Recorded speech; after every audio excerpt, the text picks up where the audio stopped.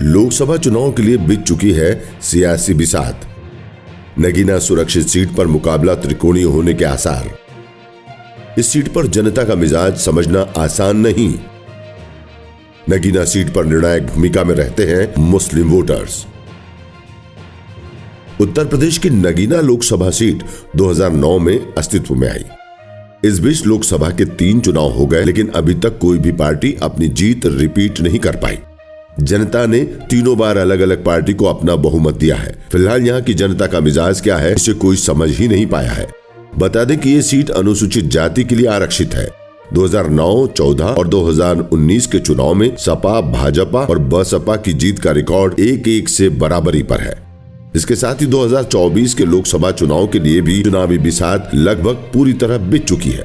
भाजपा ने अपने नहटौर विधानसभा के विधायक ओम कुमार पर बाजी लगाई है, तो वहीं सपा कांग्रेस गठबंधन ने पूर्व न्यायिक अधिकारी मनोज कुमार को मैदान में उतारा है। बहुजन समाज पार्टी हाईकमान ने नगीना लोकसभा सीट से सुरेंद्र पाल सिंह का टिकट फाइनल किया है। वो वकालत के पेशे में रहने के बाद राजनीति में आ गए थे। 2022 के विधानसभा चुनाव में पुरकाजी विधानसभा से वो बसपा के प्रत्याशी थे। नगीना लोकसभा सुरक्षित सीट के लिए सन 2009 में पहली बार लोकसभा के चुनाव हुए थे। समाजवादी पार्टी ने इस चुनाव में त्योहारा के ग्राम महमूदपुर निवासी नए चेहरे के रूप में यशवीर सिंह धोबी को अपना प्रत्याशी बनाकर मैदान में उतारा था। यशवीर ने बसपा के प्रत्याशी के रूप में उतरे सेवानिवृत्त IAS RK सिंह को चुनावी दंगल में मात देकर जीत दर्ज की थी। यशवीर सिंह धोबी को 2,34,815 वोट मिले, जबकि बसपा के RK सिंह को 1,75,127 वोट मिले थे। इसके बाद 2014 के लोकसभा चुनाव में नगीना की जनता ने भाजपा प्रत्याशी के रूप में उतरे मेरठ निवासी डॉक्टर यशवंत सिंह को जीत का सेहरा पहनाया था।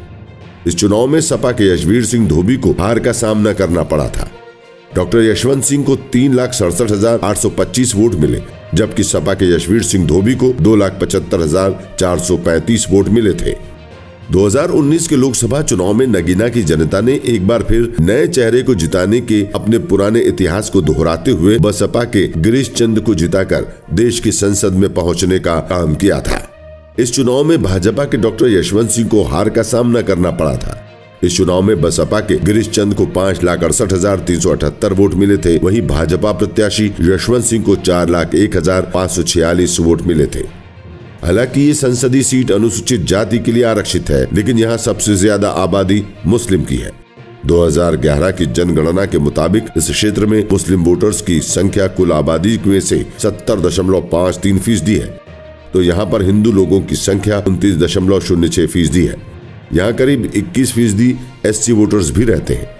इस सीट पर 50% से अधिक मुस्लिम वोटर्स के होने की वजह से यहाँ पर इनकी भूमिका निर्णायक रहती है।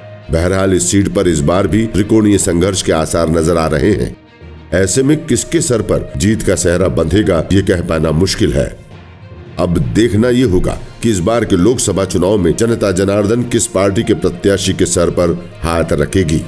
फिलहाल ये तो आने वाला वक्त ही बता पाएगा। Bureau report.